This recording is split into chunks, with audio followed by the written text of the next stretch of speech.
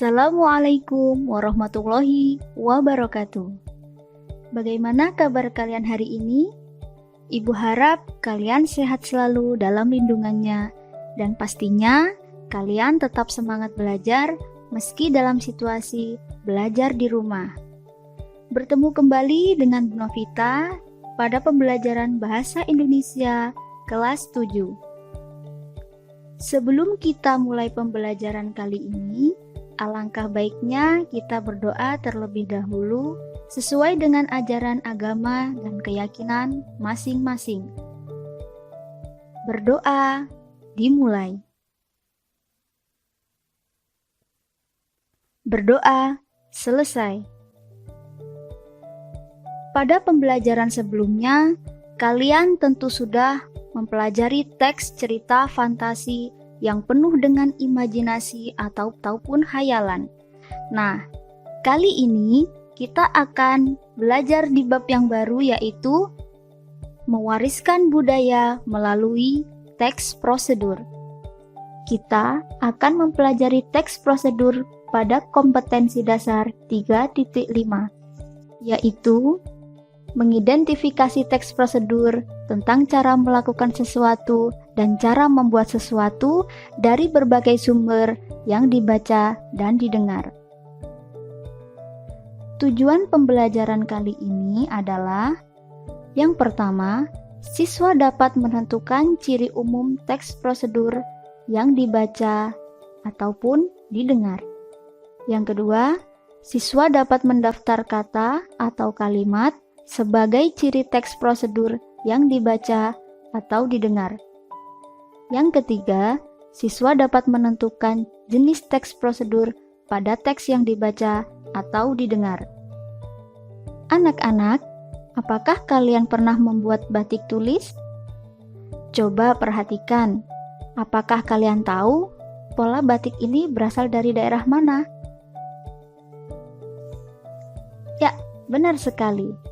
Batik ini adalah batik Gajah Uling yang berasal dari Jawa Timur, tepatnya di Banyuwangi. Proses pembuatan batik tulis adalah proses yang membutuhkan teknik, ketelitian, dan kesabaran yang tinggi. Batik sebagai warisan budaya yang agung perlu kita lestarikan. Dengan latihan yang tekun dan semangat melestarikan budaya, kita dapat belajar membuat batik tulis. Mari kita simak rincian bahan dan langkah membuat batik tulis. Bahan dan alat yang diperlukan membuat batik tulis. Yang pertama adalah canting. Yang kedua adalah pensil untuk menggambar pola. Yang ketiga adalah kain mori atau sutra berwarna putih. Yang keempat adalah lilin atau malam. Yang kelima adalah kompor atau alat pemanas lilin. Yang terakhir adalah pewarna kain. Setelah mengetahui alat dan bahannya, tentu kita harus tahu langkah-langkah membuat batik tulis. Langkah-langkah membuat batik tulis bisa kita simak dalam video berikut ini.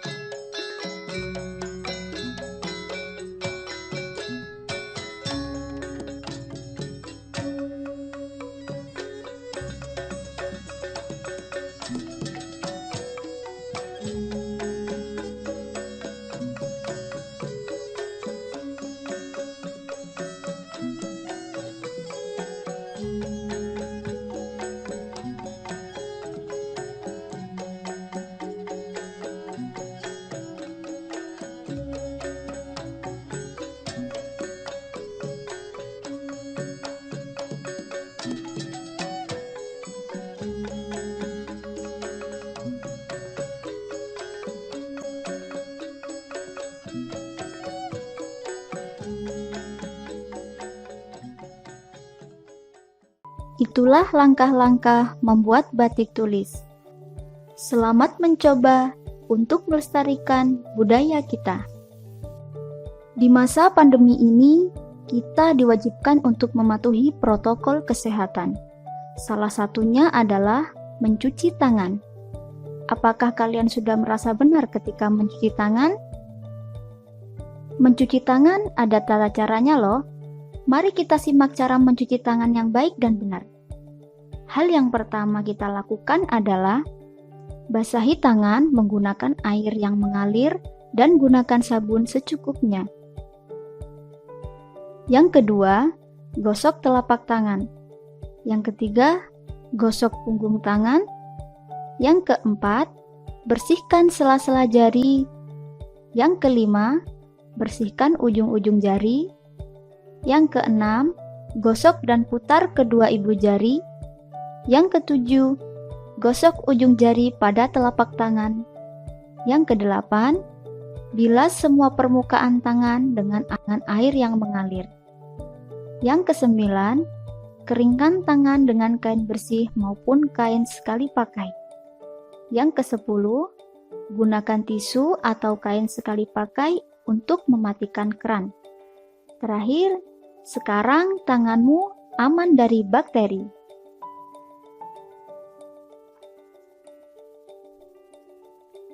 Dari kedua contoh tersebut, kira-kira apa ya yang dimaksud dengan teks prosedur?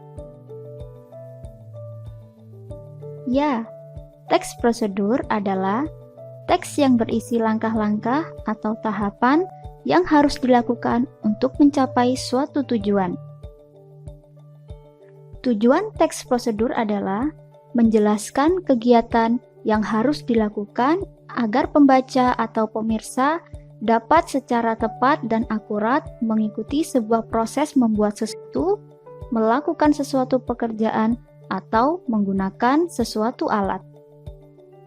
Lalu, bagaimana kita mengenali teks prosedur?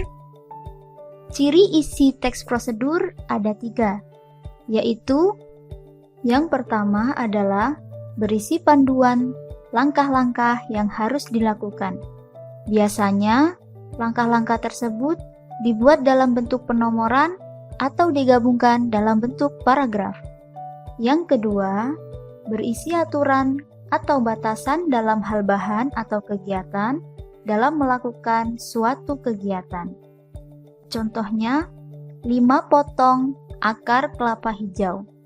Selanjutnya, 600 cc air, dan lain sebagainya. Ciri yang ketiga adalah isi kegiatan dilakukan secara urut dan runtut. Ingat ya, kalau tidak runtut itu namanya tips. Ciri bahasa yang digunakan dalam teks prosedur adalah yang pertama, menggunakan kalimat perintah. Karena pada teks prosedur berfokus melakukan suatu kegiatan. Yang kedua, menggunakan saran. Yang kedua, menggunakan kalimat saran dan larangan. Yang ketiga, menggunakan kata dengan ukuran akurat. Yang keempat, menggunakan kelompok kalimat dengan batasan yang jelas. Coba perhatikan contoh teks prosedur cara memainkan angklung. Mari kita identifikasi ciri teks tersebut. Yang pertama, apa yang menjadi tujuan teks tersebut?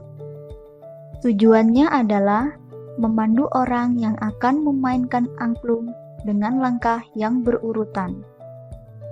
Dapat kita lihat, penulisannya secara berurutan dari poin 1 hingga poin ke-6. Yang kedua, bagaimana bahasa yang digunakan dalam teks prosedur?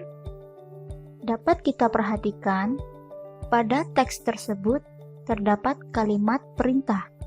Contohnya pada poin pertama, pegang angklung dengan tangan kiri. Selanjutnya pada poin 3, posisikan angklung yang dipegang tegak dan sejajar dengan tubuh. Selain itu juga terdapat kalimat saran. Contohnya pada poin kelima, sewaktu angklung digetarkan, sebaiknya dilakukan dengan frekuensi getaran yang cukup sering sehingga suara angklung lebih halus dan rata. Kata sebaiknya adalah ciri kalimat saran. Selanjutnya terdapat kalimat dengan batasan yang jelas, yakni contohnya pada nomor ke-6. Pada kalimat ini lebih ditekankan agar memainkan angklung sambil berdiri. Sekarang kita masuk ke jenis-jenis teks prosedur. Berdasarkan tujuannya, teks prosedur dibagi menjadi 3 bagian. Yang pertama, teks prosedur untuk memandu cara menggunakan atau memainkan suatu alat. Contohnya yaitu menggunakan komputer dan memainkan alat musik. Yang kedua, teks prosedur untuk memandu cara membuat sesuatu. Dapat kita lihat contohnya, yang pertama, prosedur membuat mie instan. Yang kedua, prosedur membuat minuman kekinian boba. Yang ketiga, prosedur membuat minuman tradisional beras kencur. Dalam teksnya, terdapat bahan, alat, cara, dan langkah-langkah. Yang terakhir adalah teks prosedur untuk memandu cara melakukan suatu kegiatan. Contohnya, prosedur menari, prosedur menyanyi, dan prosedur senam lantai. Nah, bagaimana? Cukup jelas uraian yang Ibu sampaikan hari ini? Setelah pembelajaran kali ini, kalian pasti sudah sangat ingat bahwa kalian sering melihat bahkan menggunakan teks prosedur dalam kehidupan sehari-hari. Sebelum Ibu tutup pembelajaran kali ini, mari kita ambil kesimpulan pada pembelajaran kali ini. Kesimpulannya adalah teks prosedur digunakan sebagai petunjuk agar seseorang dapat melakukan suatu pekerjaan atau aktivitas dengan tepat dan akurat. Oleh karena itu, dalam teks prosedur dimuat langkah-langkah berurutan dengan menggunakan kata ukuran akurat, menggunakan kalimat perintah, kalimat saran, kalimat larangan, serta kalimat batasan yang jelas. Sekian materi yang dapat Ibu sampaikan. Sampai jumpa di video pembelajaran berikutnya. Wassalamualaikum warahmatullahi wabarakatuh.